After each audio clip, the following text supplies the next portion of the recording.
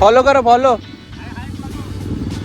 Hello मित्रांनो, welcome to new mini blog. आणि आज आपण जाणार आहोत आपल्या एक्सपल्ससाठी फॉग लॅम्प लावण्यासाठी.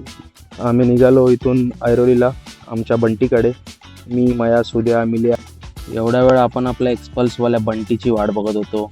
त्यानंतर आम्ही आमची गाडी दिवा कारशेडला आणली आणि फॉग लॅम्प चेक करत होतो.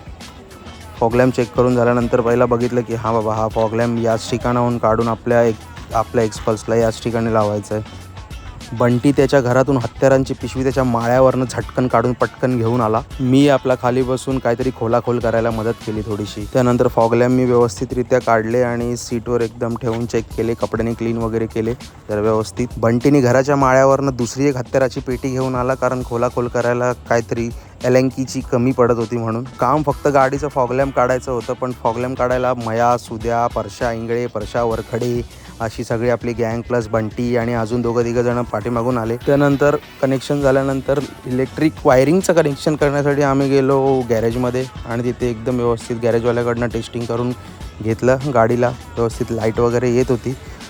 फॉग लॅम्पचा उजेड टेस्ट करण्यासाठी रात्रीच्या वेळी मी गाडी आपल्या तलावाच्या इथे घेऊन आलो आणि जस्ट चेक करत होतो की कसा उजेड येतोय, त्याचा सेंटर पॉईंट, ॲडजस्टमेंट सगळं बघून चेक वगैरे केलं. आणि त्यानंतर प्रशांतला बोललो जरा बसून चेक कर की कसं काय वाटतंय, गारगार आहे का नाही. तसा तर ओव्हरऑल लुक आपल्या एक्सप्रेसला एकदम सुंदरच दिसत होता, जसं तुम्ही बघाल व्हिडिओमध्ये.